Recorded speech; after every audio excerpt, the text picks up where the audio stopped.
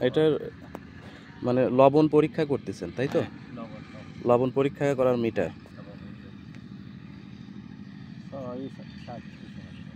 মানে এটা কি স্বাভাবিক মাত্রায় আছে? না না, স্বাভাবিক 8 থাকলে বা 10 থাকলে বেশি লবণ। হ্যাঁ, বেশি লবণ। আচ্ছা, স্বাভাবিক হলে 1-2 হবে। 1-2 হবে। হ্যাঁ, 2 হবে। আচ্ছা আচ্ছা।